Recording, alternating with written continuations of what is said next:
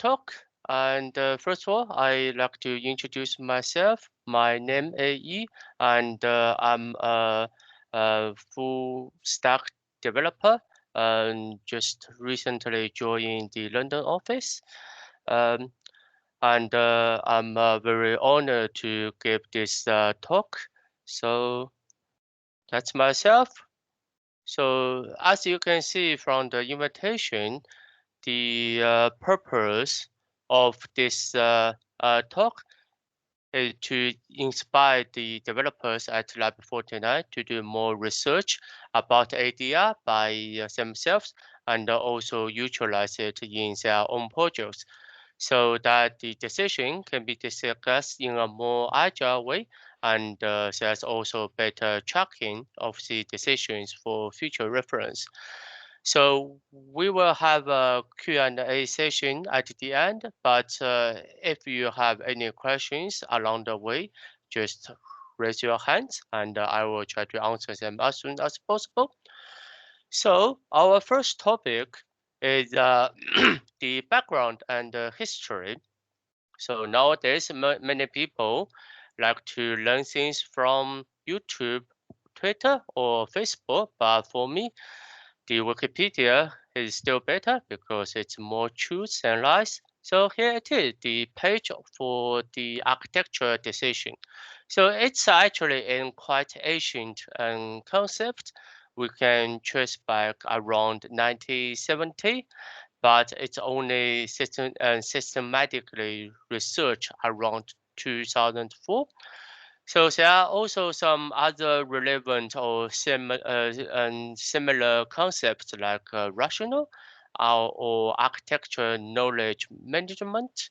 So the usual procedure for an architecture decision is first we need to identify where do we need a decision, and then obviously we need to make the decision and then document it. And then we will have like an internal discussion to finalize the decision. And then we will share it with a more wide audience, like probably the shareholder or other developers in the company. So this is the definition. The first and the earliest ADR I can find is this one. So it's referenced by several other sources as well. I think the main reason why it's kept so well is because it's an ADR that decides to start using ADR. Well, our developers all like that kind of humor, so that's why it's still there. So the key points, very straightforward. So it's bad to blindly accept the historical decision, and also it's also bad to blindly change the historical decision. So what's the conclusion? So let's use ADR. So have a record so the future you or other developers can make decisions with more information. So that's the background and the history. So the next question you must ask, why? So we have some, let's look at some series research paper first. So this is a paper called Sustainable Architecture Design Decisions. In this paper, it first mentioned the definition of sustainable decisions. So in short, it should be useful for future decisions rather than some yellow paperwork in a dusted box. And it can impact the future decisions either positively or negatively. When positively, we mean the future decisions are built on top of it or in the same direction. When negatively, we mean we need to avoid the similar routes or similar approach in the future. But either way, they are very valuable for the future. So the paper then continued to list some examples of not sustainable decisions. I believe many people here have experience of that. Um, in many big banks, they have some very lengthy templates, like 20 to 30 pages, and there's a lot of boxes to fill or tick, but most of them are not relevant to the decision itself at all. And it's just and also quite a lot repeat information you just copy paste from somewhere else. So that's a bad example. Uh, and the next section, the paper also mentioned how to achieve sustainable decisions. So as a research paper, it mentions several more systematic approaches. However, ADR is definitely an easier way to achieve that. So now let's do some letter reading. So this is a post from GitHub. GitHub is definitely the champion for ADR. We will see more details in the following slides. But the takeaway of this very short but powerful post is they are not for you. They are for future you, they are for your peers, and they are for your future peers. So that's very important information we should take from this post. So now next question will be how we do it. So first, let's see this fantastic post from Spotify. So when we should write it. So in this post, it lists all the potential scenarios that in software development, like we might need to backfill in a decision. That means you already make or finalize a decision, but it's not documented yet. And you are proposing large changes or small changes or even no changes, because no changes is also a decision, right? So the conclusion is no surprise that we need ADR almost all the time. Once the solution and decision is not finalized or not documented. So this is about this post.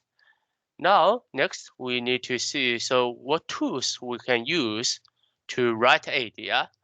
So a very good website for that, as I mentioned earlier, is GitHub, and this is the homepage for the GitHub ADR campaign. So you will find more background researchers and reference on this page. And it also mentions many language-specific tools for writing ADR, like you can embed the ADR in Java. I assume that's Javadoc or in JavaScript. But nowadays, the projects usually have multiple languages, so it's better to be neutral. And what's better than Markdown? So that's we have Markdown ADR, as the GitHub call it, Meta. So here you can, from this repository from Drew Parker Henderson, you will also find all the useful templates and the examples. So that's all the questions we asked. So next we're gonna see some case study. So this project, today we learned that's an internal project. It's a technology-focused microblog by Lab49. So you can see the URL here and also the repository here if you are interested. And on the left side, you can see that's the actual website. Um, so the example ADR we gonna show today is this one about the database choice. Well, obviously it's written by myself. So bit background for this ADR.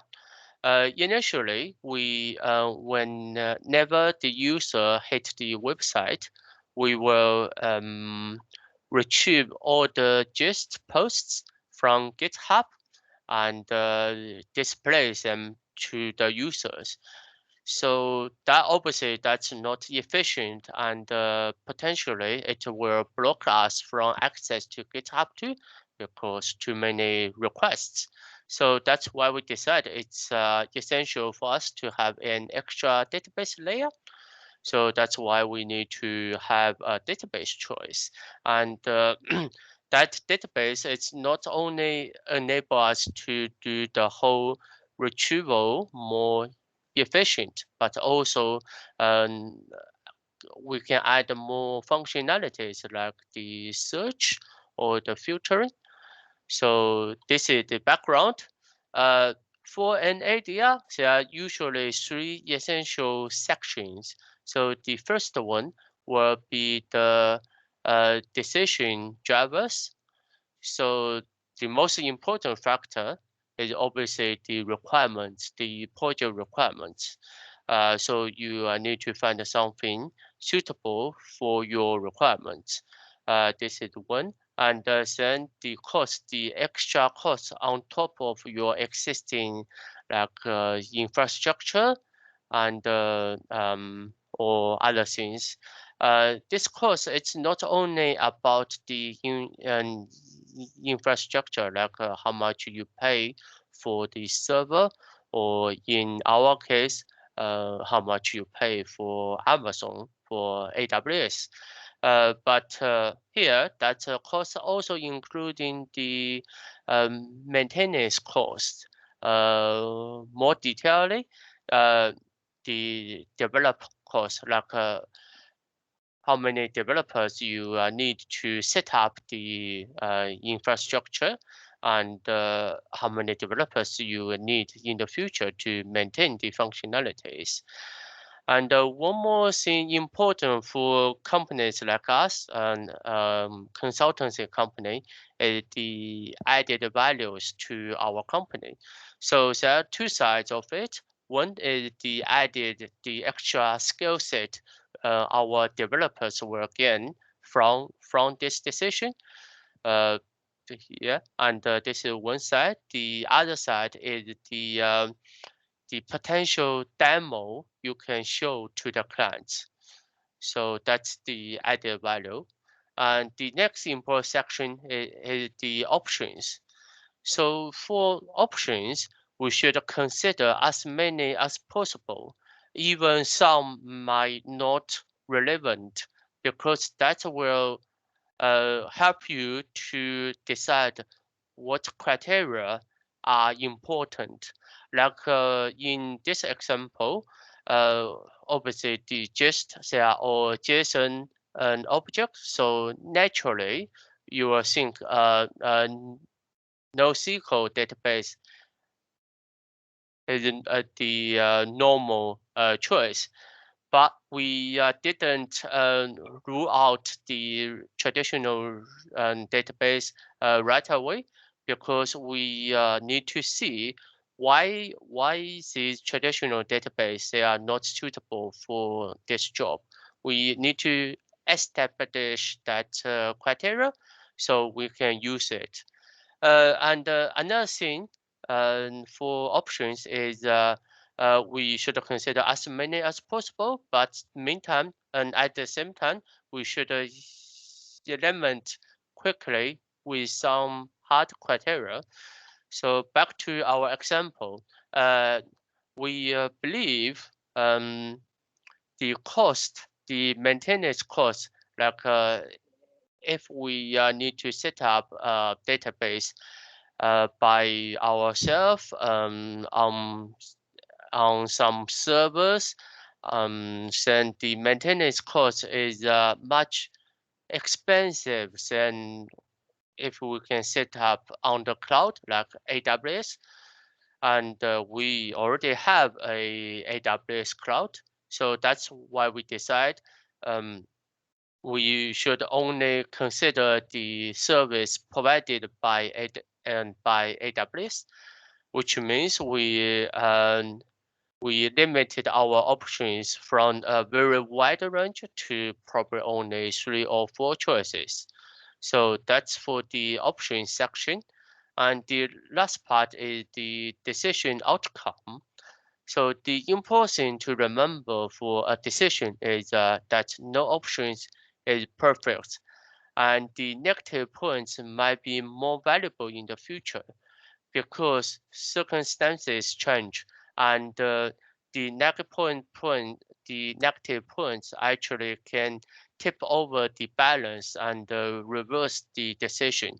So that's why it's very important to record the negative points too, so you can see the whole picture in the future for how that decision was made at the first place. So yeah, that's for the decision outcome.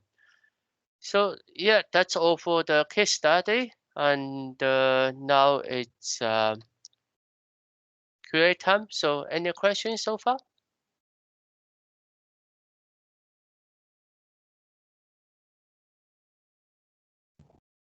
Hey, yeah, I have a question. Yeah. When it comes to maintaining all of your ADRs, the actual documents themselves, Yeah.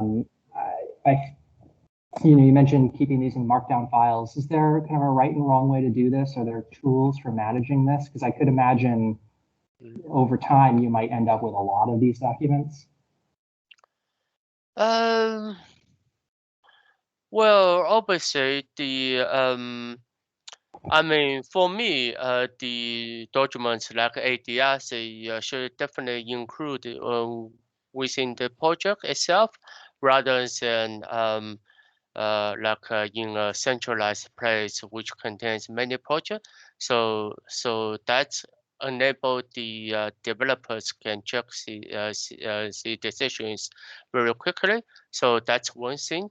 The other thing I would say is um, probably sometimes you reverse a decision, and sometimes maybe you remove the some code completely because the requirements changes.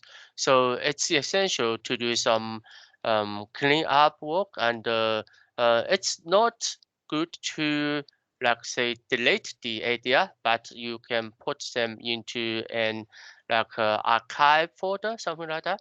So yeah, that's my opinion for that topic. Got it. Thanks. So I've got a question. Yeah. Around, so I mean, if you're looking to keep the ADR localized to the project, then it's actually very specific to the project. You know, it has the advantages what you said. It's close to the project. Updating is probably going to happen to it. People will refer to it and all that. The downside to that is one of the points that you said earlier, where it doesn't help on a global level. You can't carry over from project to project. It doesn't work at all to have it as a Lab49 shared document of that idea, right? So the flip side would be to put it in, in a centralized repository where it's applicable to everyone. But then, as you said, you've got the downsides of, right? So there's a plus and there's a minus. Yeah. It's always a balance. What I'm thinking is, obviously, in a centralized place, you can provide the links to the ADR in the project, rather than copy the whole ADR over. So that's my thoughts. Okay, so that makes sense, but then the problem, I shouldn't say the problem, but the idea of having them localized to the project means that they're going to be very close to the implementations of the project. Yeah. And so the question then becomes, how detailed does the ADR become? For example, if this current project uses some esoteric database that X and Y works for it, but that's probably not going to be applicable to anything else. That's not going to be that valuable on a global level, right? And it may also go into very deep project specific level. That's not necessarily so. I guess the question is, how do you balance putting too much detail, which is not going to be able to carry over, versus not being detailed enough and being too esoteric and high level? Well, I'm thinking, so for the details, we should provide as many like technical details, more generic technical details. Say we like in the example earlier, the decision drivers. One of them is because the like the maintenance cost, it's usually much bigger than the infrastructure cost. So when you're writing the ADR, you need to make it more generic scenario rather than very detailed in the project itself. So that will make that ADR more suitable for more wide scenarios, or other people can it can be useful for other situations. So that's what I'm thinking. Hey, hey, just wanted to let you know that Eric had his hand up. He had a question. Yeah. Eric, yeah. Oh, hi guys, good morning. I was wondering, since ADR is something like based in a centralized code repository, all these change of decisions should be made in the form of PRs, of pull requests, because I believe that when you have a centralized code, when there is change into that code, usually we do pull requests. In the case of ADR, works in the same way. Yeah. That's right. Yeah, that's what we do in the TW project. So we create a branch, we write the ADR, and we raise a pull request, so everybody can discuss it and contribute their opinions, and then when we make some changes and when everybody happy, we commit back to the master branch. Yeah, it's just like any other code. Oh, thank you very much. Yeah. So any more questions? Hey, Amandeep this side. I have one question. Yeah, well. So this ADR is a document, right? So Yeah, how we are going to avoid, or how we are going to say that it is not becoming a stale with the time on the project, right? So it's a documentation. Obviously, people in the beginning of the project definitely going to contribute, going to update it, but down the line and things move on, but documents never they never get updated, right? That's a practical thing we have seen.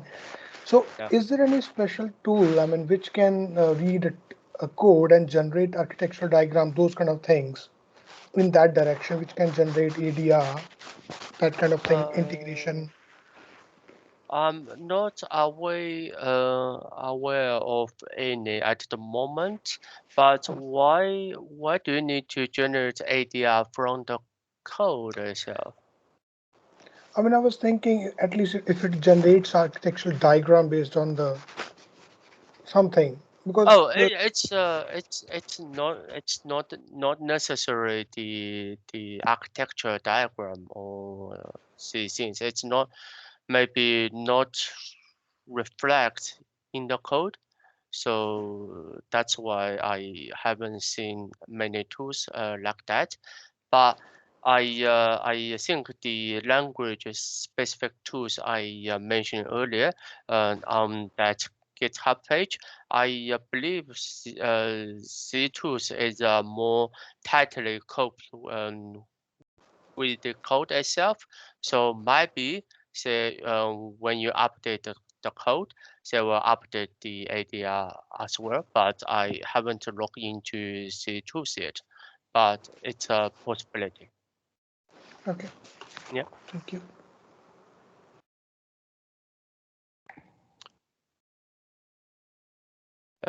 Any more questions? Oh, Daniel. Yeah. Hey, yeah, I just wanted to expand on that. I followed the link you posted on the GitHub ADRs, and there's a one of the repos is kind of like an example Yeah. of ADRs going through that maybe people can look at. That if once a record seemed to have status of accepted, and then it's kind of frozen, and then you have other records that that supersede those or make those what's the word? Yeah, I guess supersedes those. And there also seem to be some tools there to like working with records, like creating them and then like creating like an architectural ADR log. I don't know how updated they are, how up to date, or if they still work, but I guess the GitHub repo shows some. Yeah, definitely. Yeah, I think they update quite frequently. Anyways, there are quite good resources for us to dig into, and also coming up our own way to work with ADR. Yeah.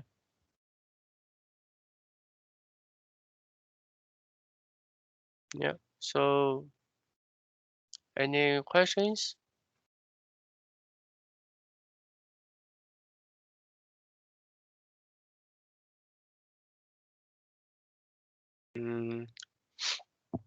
So I think that's it. So anyway, any questions, you can send an email to me if you want. I will reply them as soon as possible. Yeah, I think, Brian, you have anything extra to add? No, I think that was really, really fantastic. Thanks for the presentation, Yi, and thanks for all the great questions from everyone. I think we can go ahead and wrap this up, and we'll have some follow-ups with a recording of this talk and the contents of the slides, plus some of the links that Yi mentioned, and we'll send that out soon. So thanks, everybody. Definitely. Really appreciate it. Thanks for coming. Yeah, thank you. Thank you, G. Thank you.